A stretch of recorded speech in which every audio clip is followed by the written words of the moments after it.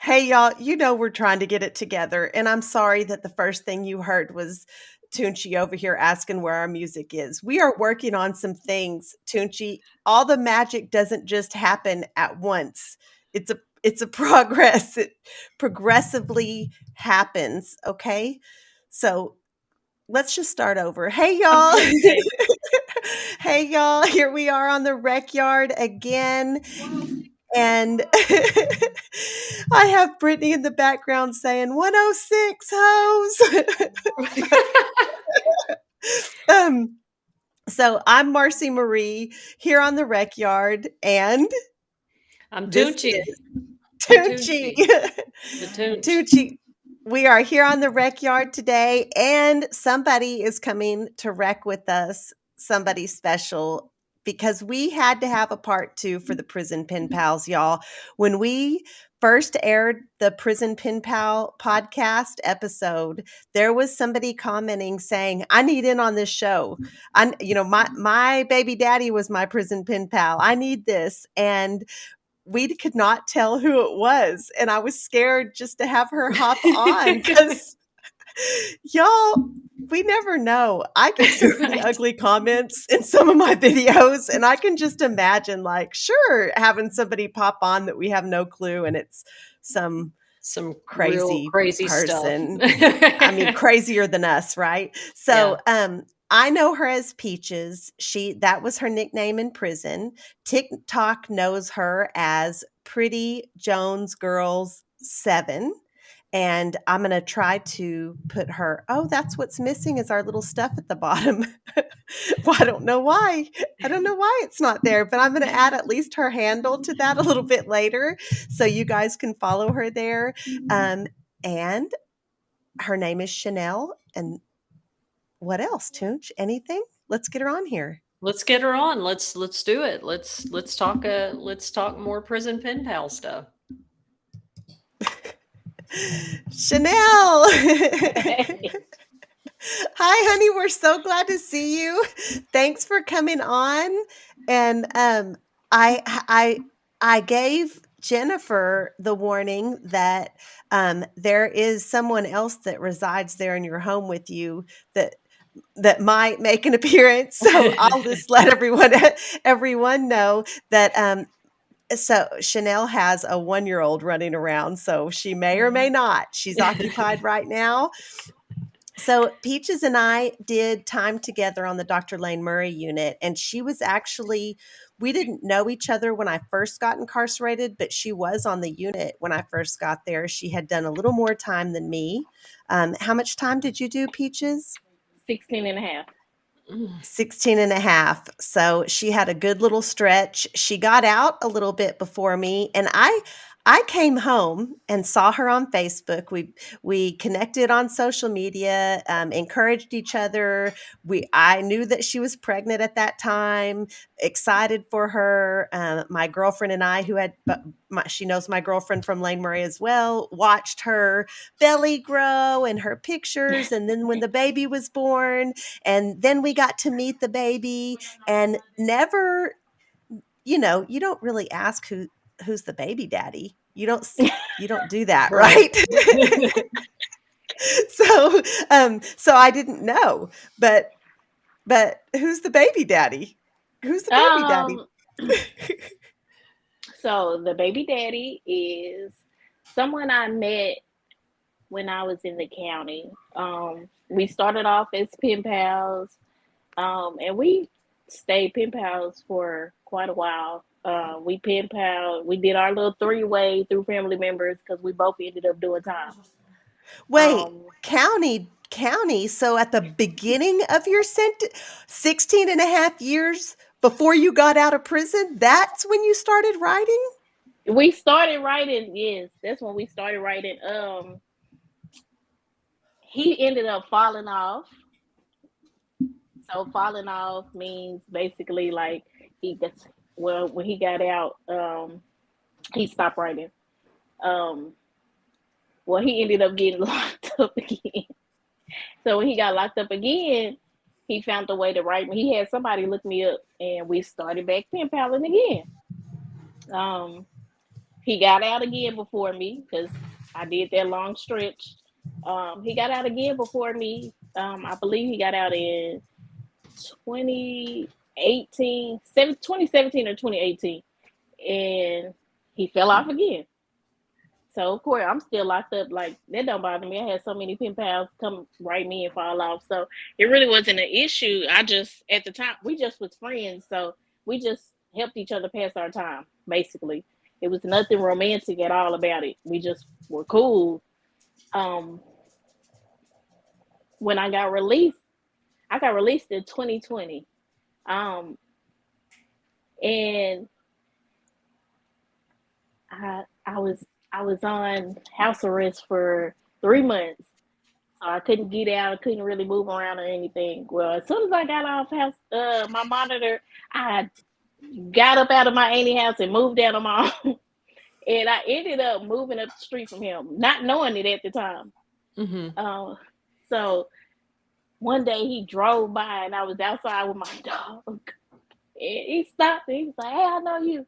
Because we had shared pictures. And first I was looking at him just like, okay, I think he's somebody that's trying to holler at me and I don't want to talk.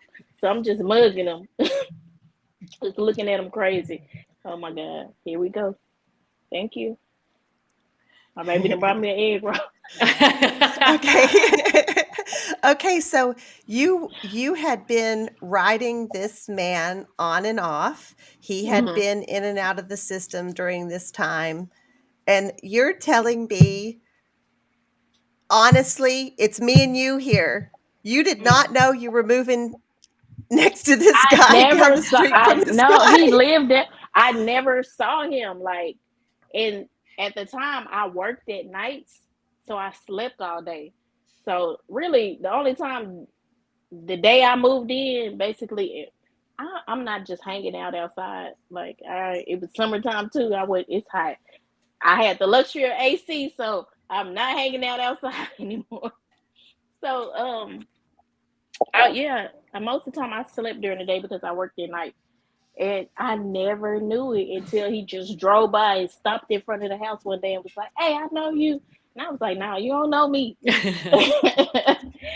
then he was like, "Nah, I know you." He was like, "I know your face from somewhere." He's like, "What's your name?" And I'm like, "What's your name?" So he gave me a nickname though. He didn't tell me his real name, and I only knew him by his real name from Penpals. So I was like, "Nah, I don't know nobody by that name." He was like, "Man, I know you from somewhere." So I was like, "Look, I'm busy. I don't want to talk." So basically, I blew him off. Well, I guess he went home and he thought that. So he caught me outside another day. And so he was like, "Oh," he was like, so he said my real name. And I was just like, "Oh my God, it's a stalker." You're thinking you get out of prison and now this guy's been making drive-bys in your house, by your house, and I'm calling like, you. I'm like, "Oh my God, I'm about to have to move." Like, "Oh my God, what is going on?" He's like, "Chanel." And I'm like, "What is going on?" I'm like, and of course, initially I stopped and turned around and looked because that's my name.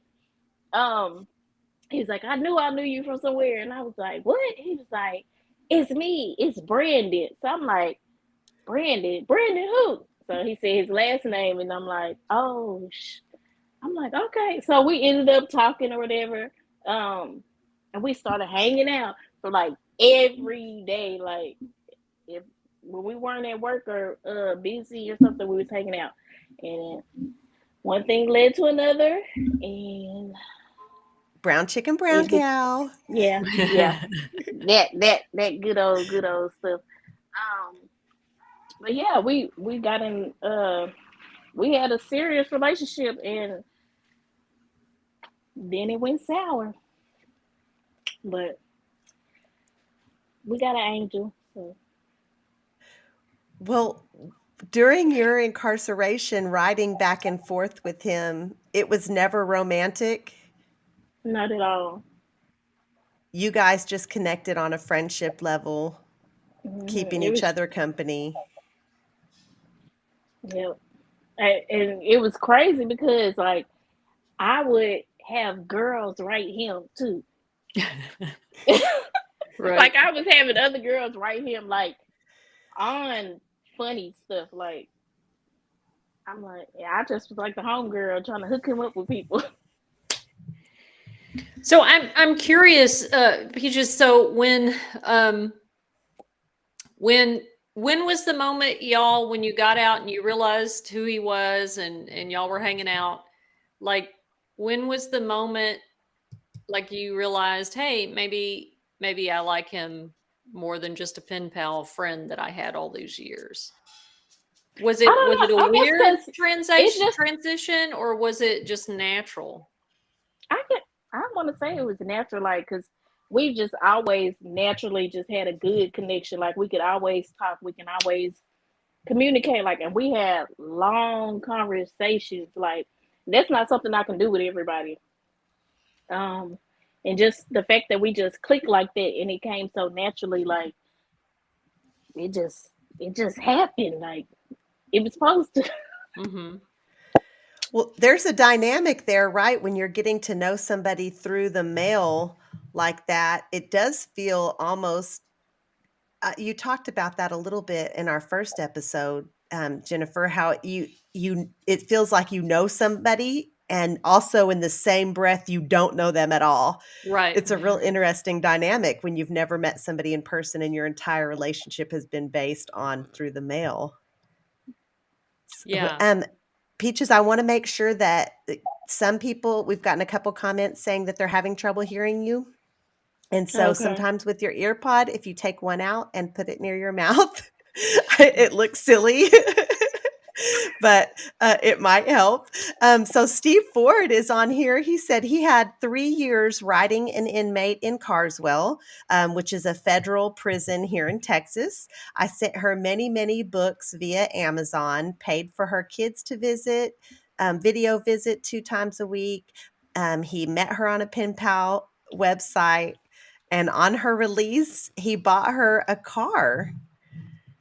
And so he's following up saying, is this common to use people on the outside? So, Steve, you guys must not have had a relationship then, I guess, when she got out. Is that what you're saying? And I'm just curious because I wonder if it might not have been a situation where she was necessarily had that intention, but got out and it just wasn't right for her for some other reason. And I'm not saying I don't know. I haven't a clue, right? But I just want to put that out there as a possibility. This is his. So What do you girls? I would love to answer this and hear what Peaches has to say too, because she did a lot of time, right? So, I know this is, I hate that happened to you, Steve. I really do. It's it's really hard to survive on the outside. I mean, on the inside without outside support.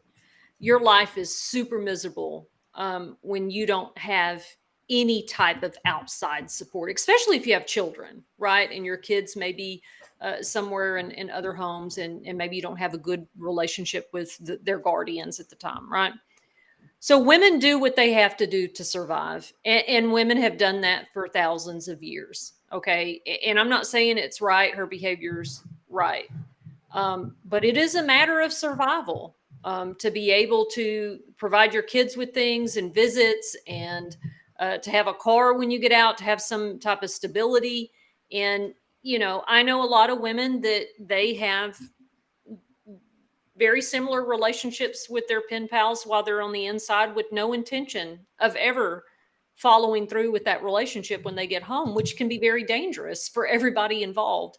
And I just want you to understand that it feels very personal, and again, not to justify her behavior, but it is a matter of survival, and sometimes that's all a woman has on the inside.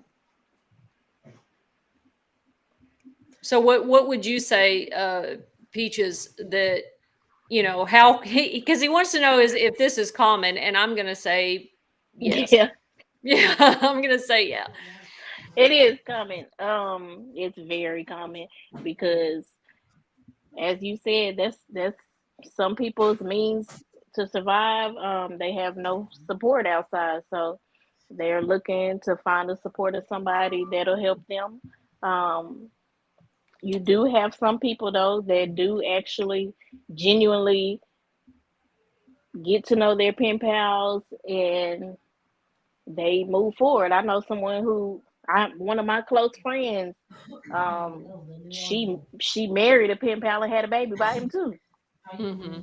So I mean, it's definitely possible to move forward with relationships, but a lot of time it's just something to do. It's something to pass the time.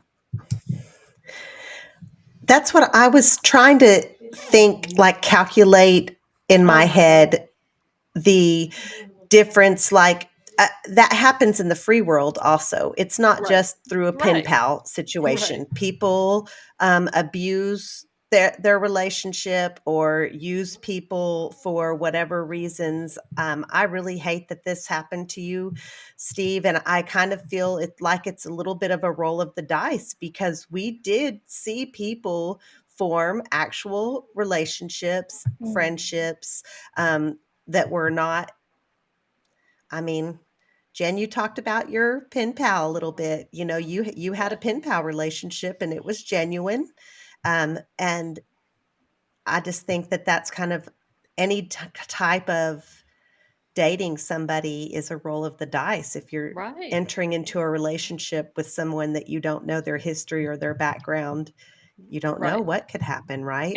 Well, and it's so much easier, you live in this space of fantasy. You really do, right? You live in this fantasy of what the other person, that other person exists in your mind based on those letters. And Marcy's right. Like this happens in the world too, but the dynamics of one person being in prison and the other being on the outside, there's so much space in there to create a story.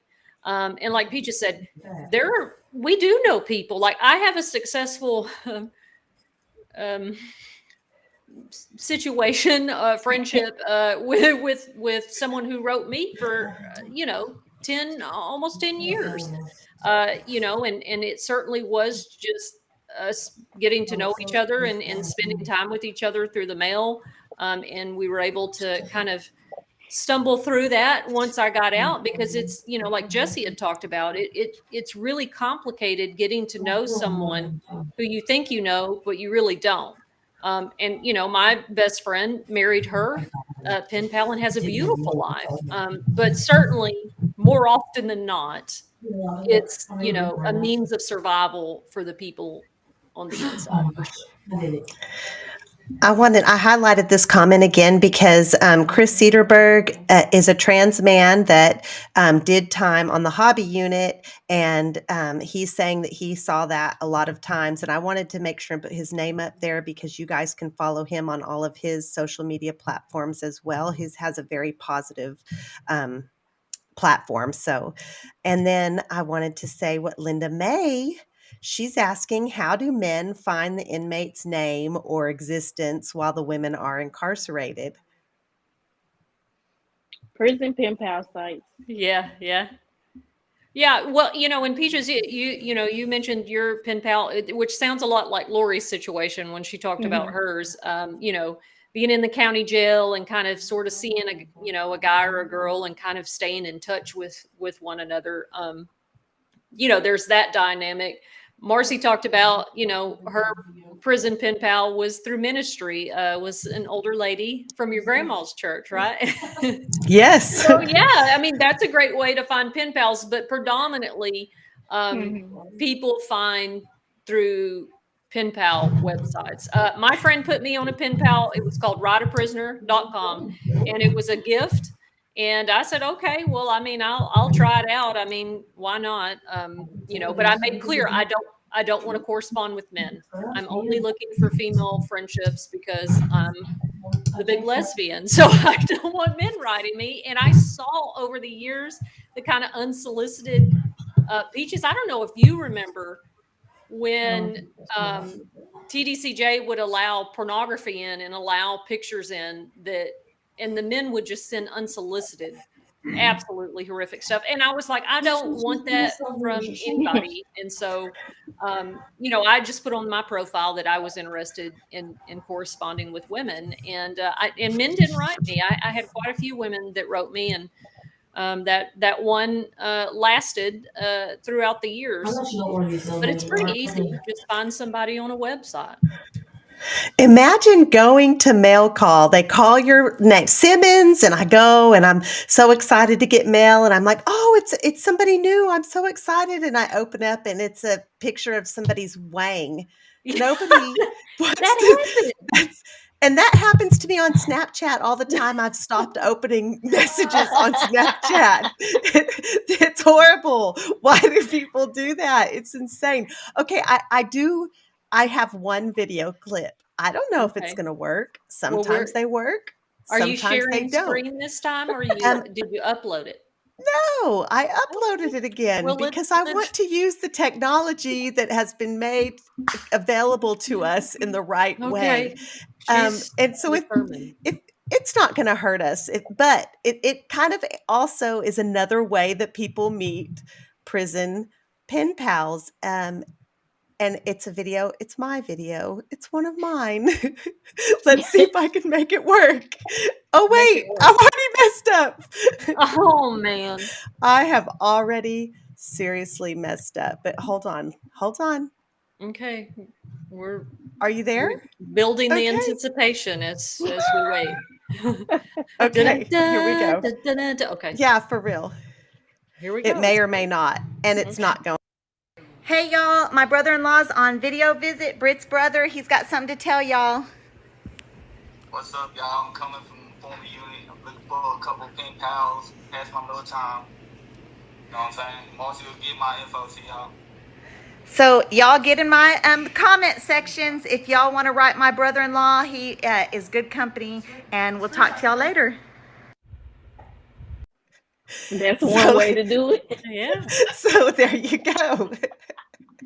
There you go. That was one of my TikTok stories, and he did get some pen pals from that, and several ladies wrote him, and I think that they have all fallen off now. He's asked me to put him on a Write a Prisoner because he's just looking for some company. So so if you want to write my brother-in-law, go ahead and just contact me on any of my social media platforms. And I will send you his information. There, CJ, I did it. I love you, CJ. But Marcy, this is a great point, is that because when I'm on TikTok and my algorithm is not just cats and Taylor Swift, it's prison. And I get a lot of the, they're people that are in prison, and they're ads. They're, write this person, and I thought, well, that's a really creative way to start doing this than just relying on the website. So, Yeah, just one more. I hope he gets people that stick around. And Peaches had mentioned this earlier about, when people fall off, and what that means is that, people write for a while. And even those of us that get out, right? Like, and we know what it's like in there. We do our best to stay connected, but it gets well, I think for us, it's harder because of the trauma. And even when girls call me and I hear the guards screaming in the background, I am so stressed out, and they get mad at me because I might not answer for a week or two because I can't handle it. But it's hard for us to stay connected. And, I had a couple of pen pals that were writing, at the same time, my golden pen pal, I won't use her name. She wrote me, but she wrote me pretty in-depth, thoughtful pages, like real letters here. The other women that wrote for a while, and they stuck around for a couple of months, but they ended up just falling off. So you may get a whole bunch at first when you put your ad on, but you start to weed through them, and you end up with maybe one or two that actually stick around. So I wanted to make sure I see the people that are on here. Remy, hi. Marie, hi. Y'all, thanks for stopping in. We appreciate y'all so much. Marie, Chanel, cut my hair. Oh, did she? In Yeah, she was prison? the beauty shop girl At Mountain View? Yes. Yeah, our beauty shop really wasn't ever open I'm because sorry. we Here did we time on a go. real I'm unit. sorry. At all. At all. Damn. Chanel and I Here did we time on a go. real unit. Linda May's asking, are all the letters pre-read by prison staff? They're scanned. Yeah.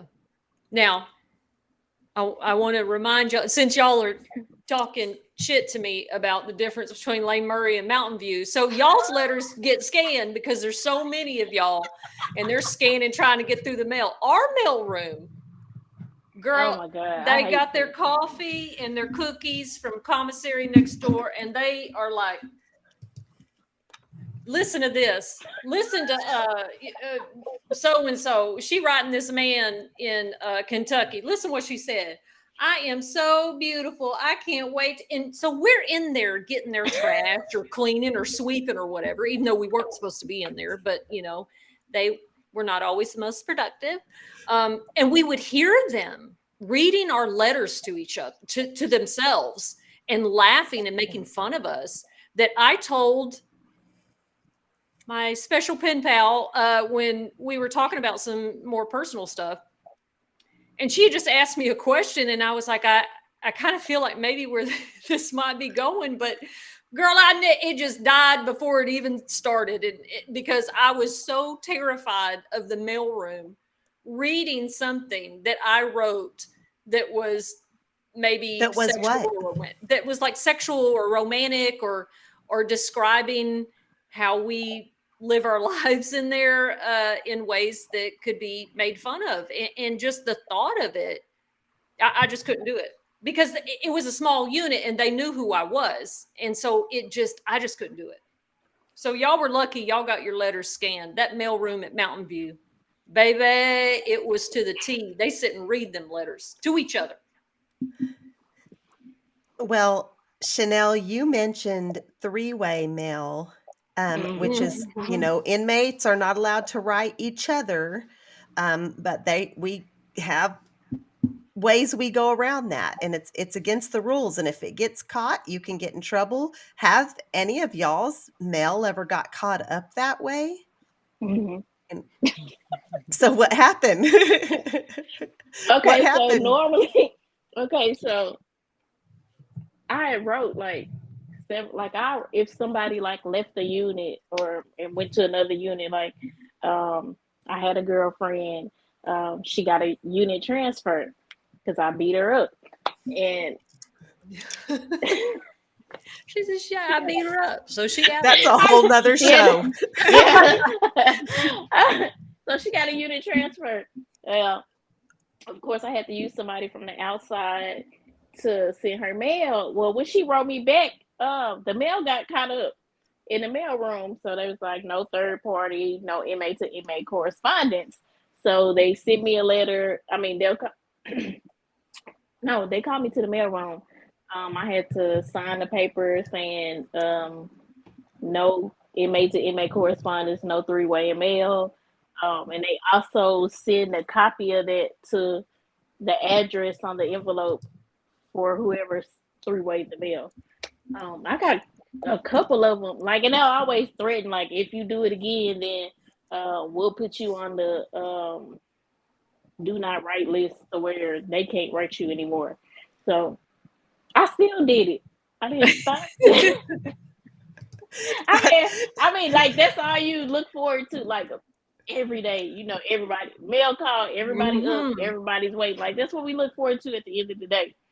So I ain't stopped. I did not stop. Well, I want to ask y'all, was y'all's, because Tammy's saying that special mail line was the worst. So at Mountain View, it was just called mail room pass or whatever. But at Crane, it was called special mail whenever you got called to the mail room. Because it was, girl, they hand you that letter that says, this is three-way mail. They give you the little paper and you get the pink sheet. Anytime any type of mail is denied, you have to go to special mail. And it sucks, right? Because you're excited. You're thinking you're getting a book or you're getting something, and then you get up there one of them denials. I was in a mailroom line behind somebody. I'm not going to say her name. She does watch our show and she's going to know I'm talking about her when I say this, but she was arguing with that poor mailroom lady. And she said, "It's not inmate mail. Give me my letter. That's not from an inmate. That's from my sister." And the lady said, looked her right in the eye and said, "Ma'am, the letter says, 'Dear wifey.'" And the girl just put her head down. Like, what else could she do? She couldn't say anything. And that was that. That was the end of that three-way. I also wanted to say about the notice that they send to the person who three-ways the mail. So my sweet grandmother, y'all, my grandmother was my ride or die and still is, but definitely throughout my entire incarceration. And that first year when you get separated when you go from your intake unit, I had spent 8 months at Plain State. I had made connections, made bonds there, play sisters, all of that. And then bam, I'm moved. And so what do? We want to contact the people. We want to let them know where we're at. We want to let them know we're okay. And here, my poor grandmother, she's getting these mail and not understanding why she has a mail from me to someone else. Like, it's not clicking. And then she comes to visit and I'm like, "This is what I need you to do, grandmother." And I put her on. And she did great until she started sending my mail with letters from her that said, "Here's your mail from your friend at the other unit, honey." And they got about the third one that she put that. I was like, "How are these getting through?" Because Lane Murray just scans the mail. Then about the third one, it was, here I am at the mailroom. "No, ma'am, you can't have this." And my grandmother, whatever they sent her, terrified her. She says, "I don't want to get in trouble. I don't want to do that again. What if I get in trouble?" And I thought, well, it's not against the law, grandmother. It's just against that facility's rules. "Yeah, but they said." "Okay, you're right. Let's not do it anymore." Right. Yeah. So that was the end of that for sure. So yeah, I had gracious. a girlfriend that she got bench warranted, and we knew she was going because she had won her appeal, right? And so I had schooled her exactly. This is how you send mail, because her friend was going to do it, and he was very reliable, and he knew what to do. I said, "But you got to find that notebook paper that doesn't have any indication that it's from a correctional facility. Put this address, this certain address on your return, on your letter." Like, there is a whole way to, and we did this for almost a year until I left, until I made parole. So, and it was stressful. I was like, "Oh my God, this stuff is going to get caught," because our mailroom read our mail. And so I really had to talk like I was living at home.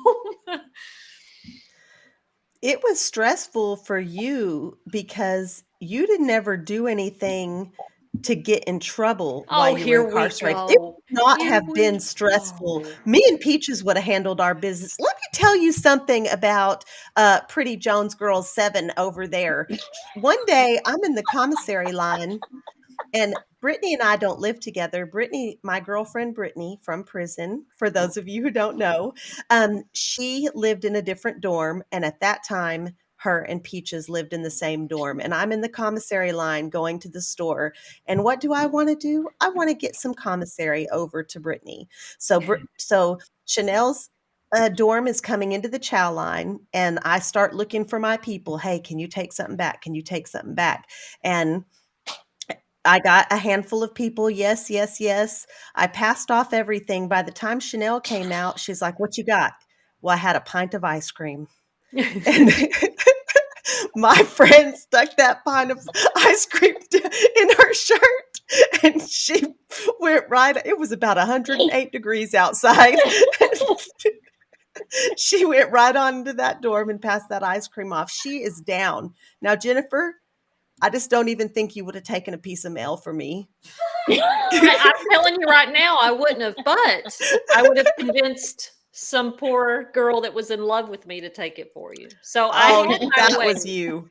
That was That me. Sure was. you said, "Go Oh get my that mail. God. Go get that mail." I Hey, almost baby, said go some get that mail names. for Marcy. Yeah. Yeah. I better not. I better not say any names. Yeah. Yeah, Peaches. Jennifer did her time a whole different way than you and I did our time. I see, because I did. did everything. Look, Chanel and I just dived right into the environment, made ourselves at home, and yeah. Did not care now, about the consequences. Peaches, No. you know, because Marcy likes to tell people and remind people that I did almost 20 years and I had 2 minor cases. Oh, That was it Lord. in 20 years. Look, she had turned Chanel's the camera gone. off on that. She's gone. She's through messing with you. She's through with you, and I don't blame her. I tell myself all the time, Peaches, see, I should have before I got involved in on the rec yard with Tunchi here, I should have looked at her credentials. Like, how many times have you been Honey, to wait a minute. to To SEG? I say, mean, But let me yeah. tell you something though. Let me tell you something. I did everything y'all did essentially, just never got caught. Hmm. You know, that's true. That's real. Where did the cat go? I was going to put her on camera. Remy says she remembers passing socks at chapel services to her girlfriend in G4 in medium custody, passing whole socks. That's a whole another concept that's definitely in the prison community. I remember when I first got to prison, somebody was like, "How are you going to take that in a sock?" And I'm hearing them, and I'm like, in a sock. It's not occurring to me that they're actually using a sock as a bag and packing it, and that's how they're transporting groceries, basically groceries and hygienes across the unit. So Brittany's Now, in the background, y'all, and she said, "But I got my ice cream that day." she did. And it was probably still, it wasn't even melted. She said when Peaches handed it to her, she said, "I want some of that." I love it. Oh. Now, you know, Marcy, with the sock thing, right? Now, if y'all are on my TikTok, you can go look at the more in-depth story about the sock that my friend that I worked in the library with, she ended up with trichomonas and she didn't know how she got it. Okay.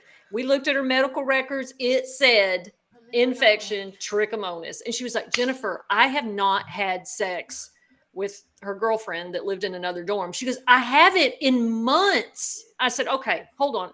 I mean, I'm a health educator. It got there somewhere. It didn't just magically develop in your body. It had to be introduced." So trichomonas is one of those sexually transmitted infections that you can also get from like sharing bathing suits or washcloths or things that are damp, right? So we traced it back when she started symptoms. She was like, "Well, it was around so-and-so's birthday. It was like 2 days after so-and-so's birthday," because I remember it. I remember it because you immediately notice those symptoms, right? I said, "Well, then it had to be near then. Tell me everything you did." So she starts talking, okay, this, and this. And she goes, "Then we went to rec and we ate some burritos in the rec yard. And then I took some back in. So I had to go." I said, "Who gave you burritos? Where were those burritos from?" She goes, "Well, my girlfriend brought them, pulled them out." Okay, because if people are watching, they don't understand how we're packing, and you do wonderful videos on explaining that process, but you're putting that sock full of whatever you're passing, in this case, burritos, in between your legs, up against your body, inside of your clothes, right? So it was a hot In your summer panties. day. In your panties. In your panties are holding it in place. Holding it, and you pull it tight, right? So it's up against you, because if you get padded, you want it to feel like flesh. You don't want it to feel like you've got something in there. Anyway, she takes it out. She goes, "Well, I just put it right in there and then took it on inside." I said, that's how you got it. And I said, "I can guarantee you she's got trichomonas. Go look at her pill pass." And she snuck her pill pass out of her ID holder. And I said, "I can tell you what medication it is." And there it was. So she was having sex with someone in the dorm that was having sex with an officer. So So I told people all the time, y'all packing all those burritos and all those items inside and then switching it out and handing it to somebody else. It's transferring a lot of juice, a lot of It, juice that you don't want. you had to say juice. That's the word you put. Is that the word you used? How tacky! How tacky! Hey, That's let me tell you awful. something. Y'all got me out here on this rec yard talking like we're really at rec, and that's what I would have said. All them juices Yeah. being passed, and that's real, Marcy, and that's how people would get trichomonas, passing stuff, packages like that. Well, I lived my life that way. I mean, Brittany and I did not Me live too. together. Yeah, Chanel and I mean, I can't remember like a pinpoint a time, but I would be shocked if there's not a time that something went from my pants to hers or vice versa, because we knew if we saw each other that we were both slick enough and we were both down to do what needed to be done. And that was happening. I will say this. Brittany sent me a shirt one time, a t-shirt, and she sent it through the chapel, and she couldn't her dorm wasn't coming or whatever the situation was. The person that brought it, I'm making sure I'm not saying this story in a way that it's going to offend somebody directly, because I don't want that to happen. But she packed it just the same way you're describing, except there was not a sock. So Oh. when I got it, it's 100 degrees outside, and yes, it was horrible. It was awful. And it's contraband now because I have it. I have to do something You with got to it. do something with it. I'm not going there with it, but I have to put it on my body some way. And yeah, it was horrible. The next mail that I wrote to my poor girlfriend was, please don't ever use her again to send anything. It was bad. It was With horrible. no protective coating, no. Hey, y'all remember packing though when people would just try to pack like a package of tuna or chili, and the edges around that package were like Oh my God. razor. That Like will razor. cut the inside of your thigh like a razor blade, and stay that way. If an officer saw it, they would think you had been cutting. Yeah, that's serious. There was one time, and I'll say her name because she wouldn't mind. I don't think. I'll say her Deja. I'll say her prison nickname and not a real name. Deja. So Okay, Deja, yes. So we are in she had gotten to medium custody, and someone had owed her a significant amount of commissary, and we were getting it to her through a chapel service. She's packed like several people brought her stuff, and she's just one little thin person. And so she's got stuff everywhere that you can think: socks, waistline, panties, sides of your bra, back of your bra, under your breast, everywhere you can think of. And she's walking out of the chapel, and a chicken pouch, which, y'all, it's like an aluminum rectangular pouch like tuna fish comes in, except it's chicken chunk. It's just starts falling down the inside of her leg.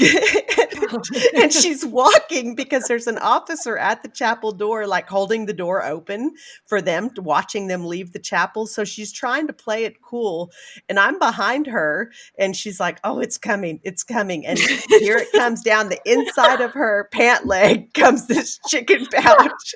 And she just kind of shakes her leg a little and keeps walking. And I walk right over it. Somebody behind us like, what this chicken doing on the ground? It's like, be quiet.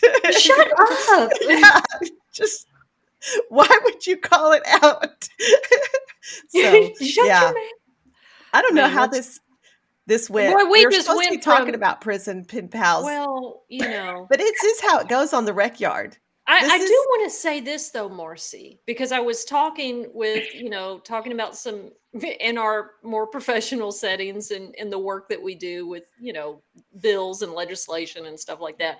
We were talking about the concerns of searches with contraband, right? Like, well, we have to do these types of searches to make sure that, you don't have contraband. So when legislators hear that, they think of men, and they think of the stuff that men have on them, which is hardcore drugs, weapons, cell phones. Like, this is what they're hiding in their body and on their body, right? And I'm like, I understand what you're saying and the concerns here, but we're talking about women. And when we talk about women in contraband, we are not talking about the same things, right? Mm-mm. Like, I'm not saying a woman, I've in 20 years never saw a cell phone. I saw a little bit of weed, some pills sometimes, but our contraband was food, tampons, toilet paper, and eyeshadow. You know what I mean? It wasn't the kind of stuff that when we are, trying to get, and I think that's what we do when we try to do our advocacy work, is try to get people to understand the differences between the male experience and the female experience. So definitely just wanted to point out how, as we're talking, like how different our contraband is. Yeah, that's a question that's asked to me often.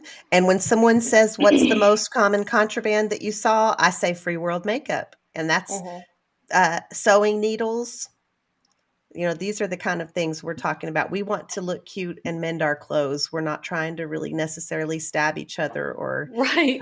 We just want to clean up our appearance, stitch up our holy clothes that they've issued us, and eat, right? Because what we're receiving in the chow hall is absolutely not sufficient. So a lot of what we're passing back and forth is food and hygienes. and hygiene. Yeah, I absolutely. can't tell you how many hygiene packs I've sent. So there she is. Hi. Hi. Hi, baby. You got to go.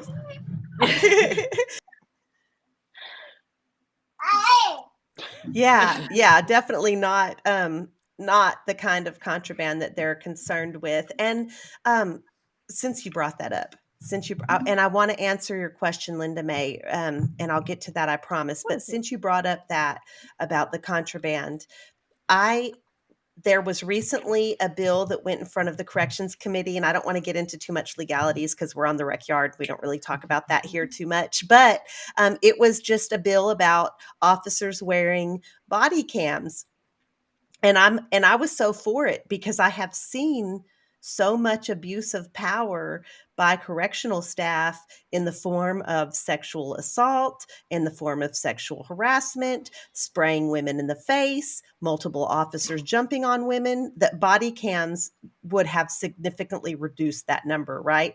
But when I put it on a certain Facebook page that was predominantly ex-male offenders, their first thoughts were, we do not want the officers to have body cams, because then their businesses that are going on in men's prisons, that shuts it down, because the officers are a part of that. I see. And he said, I'm not trying to be a jerk here. And I said, hey, I'm not throwing shade. Your experience was different than mine.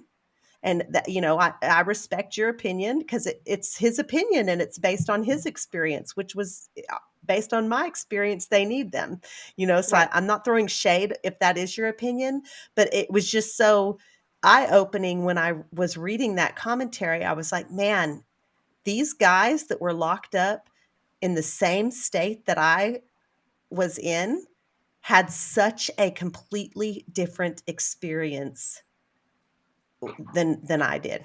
So right. Yeah. No, and Marcy, it's not, y'all know it's not just our day-to-day, but it's all facets of it. Like, even talking about the problems with ankle monitors, and well, let's make it a criminal offense. I'm like, okay, but women are punished differently than men. Like, men aren't strip search, like, the escape that happened on the bus, right? Like, well, it was a failure of strip searching and doing this and doing this. Of course it was, right? However, that is not our experience as women. We are stripped out of proportion. We are searched out of proportion. It's like this huge extreme that happens to us as men and women, and how different that really is. I want to answer Linda May right quick. She's just asking if they lock our cell doors at night. So there's different housing styles in each prison. It's not necessarily all cells. Some are open dorms. So that dorm is always locked, but you're not necessarily locked in a cell. If you're in cell block, those cell doors are locked. You are locked in your cell at night. Now, there are ways around that as well, because you can rig that door so that it can pop open, and that's something that happened often in cell block. I don't know if it's still happening often. I want to hit this next question also. Thank y'all so much for hopping on here, and thanks for these great questions. Dreamscape says, are most officers female in women's prisons? What do y'all think? I think it's a variety, equal. Are most officers female? In my experience, I think it was pretty much 50-50. Yeah, I'm What do y'all going to think? agree. Yeah. Well, and here's a follow-up question, and I would love to hear y'all's opinion, because, I know me and Alexa were talking about it recently. Who do you think is more now? And I'm saying, I know that there's a certain type of abuse that we get from men in terms of sexual harassment and all that kind of stuff, but I just mean overall in general. Which officers do you think treated us worse? I think it was female officers. They were, to me, at the units I was at, and maybe that's because of the way I present myself. Maybe that had something to do with I don't know, the way I looked. I don't know, but in my experience, female officers seem to be more cruel and inhumane than the male officers on a day-to-day. Peaches? I think so too. And then you have some that they pick with you about your hair or your how your clothes fit, and I just feel like we going back to, they feel insecure in some form or another. Yeah. Janae thinks so too, and it makes her She mad. does. She Janae thinks so too. Yeah, that's that was my experience as well, and so much so that I had been incarcerated maybe a year at this point, and there was an officer, and I'll say her name, Miss Dooley. Miss Dooley at the Dr. Lane Murray unit. She was a cell block officer, and she came for me on every set, meaning she did everything she could to pick on any and everything I was doing at any time. And I was getting cases and disciplinary cases behind it.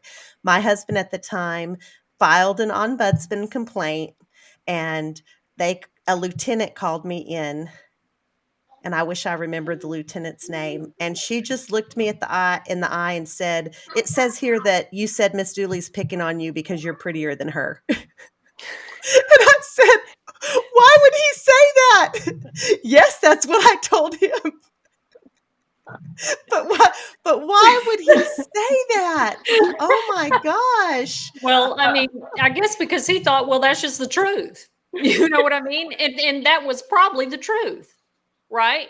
Because, I mean, I just found that female officers and female staff, and I think this kind of speaks to maybe how society trains us or brainwashes us to be competitive with one another, to turn against each other, because it keeps us from being united all the time. And I think that terrifies women united. So like Peaches said, they would come in feeling with less empowered, not treated as well where they work, and taking that out on us, because the male officers, they just always seemed very aloof. And I'm not saying there weren't ones that were dicks, because there were, but they seemed very almost detached and could kind of lash out every once in a while, and you just stayed away from them. You knew to stay away from them. But man, some of them female guards were were vicious.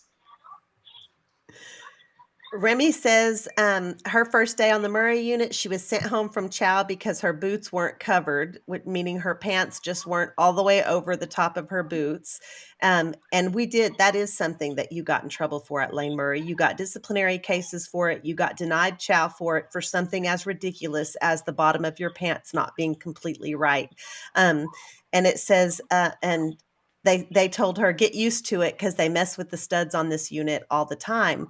And that just reminded me, Peaches and I and some of our other friends from Lane Murray did a collaborative video on TikTok one time, and it was what's your most pettiest disciplinary case. And my girlfriend was at the end of that video, and she said, you get a case just for looking like me. Right. You know, and then our friend Star just chimed right in and said, you're sure right. Just for looking like us, you get a case. And that's exactly what Remy's talking about. They stand out. And I think that that's something also. So I that's one thing that if you were going to prison and just doing a little bit of time and trying to stay out of trouble, you don't want the officers to know your name. You don't want to stand out against the crowd. You want to just blend in, because anything different about you that draws their attention, that'll do it. Well, That'll do it. and I certainly agree in the sense that people that look like Brittany or myself, and I worked hard the first year or two when I got to Mountain View to make sure that people saw me as your old lesbian aunt, right? Like, not a dude, and there's nothing wrong with being, if you identify like that, right? But anybody that was presenting more less femme was treated like garbage. We could do a whole episode, y'all, on the obsession with girl on girl lesbian mass presenting in prisons. It's an absolute obsession with the staff at TDCJ. Going back, I looked at something recently on social media, going back to the early 1900s, late 1800s. It's so bizarre. Yeah. What were you going to say? I didn't mean to cut you off. Oh, no, I mean, you're right. And I'm just making all these mental notes. So we're in our last 3 minutes. So I want to make sure that we do a couple things. Now, next week do we have that planned for sure? So I'm going to make sure that I tell our guests that we're doing it. But as far as I know, yeah, we need to do it. Yes. Okay. So we're going to have a whole episode talking about medical transportation for women in TDCJ, what that looks like, what women have to endure to do that. I mean, it doesn't sound like it would take an hour, but I promise that it does. And if you want any kind of teasers as to what that might look like, you can look at my Instagram page or our advocacy Instagram pages, Linus or Statewide Leadership Council. Maybe it's just on Linus. Either of those Instagram pages, y'all hit them up. And there's a couple videos that kind of give you an idea of some of the things women face on there.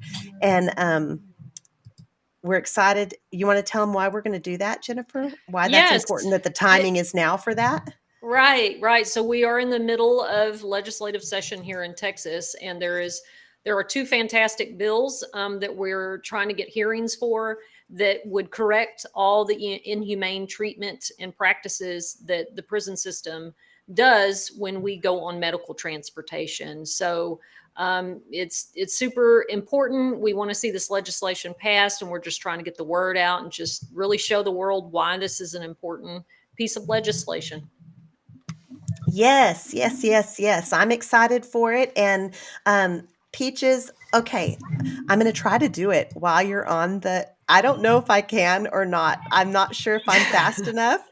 I want to do it. It's so if I look funny, at Pretty Jones Girls, right? 7. Is that what it is? At Pretty Jones Girls 7? Oh, my TikTok. Yeah. Yeah. Okay, let's see. How come I don't have that? Nobody's. Marcy, Okay. you're just now telling me? Telling you what? About the ticker? About no, not the ticker. About Peach's TikTok page. I don't well, that's your fault because I plug her every chance I get, and you just don't pay attention to me. Because What? anytime she yeah, there you go. That's what I'm talking about. So she is Pretty Jones Girls 7. Her content on TikTok is single mom life, post prison life, anti-racism, humor, um, love. She's all for equality. It's just a positive page all around with and touches on her life in general, right? Anything you want to say about that, Peaches? Y'all welcome to follow me.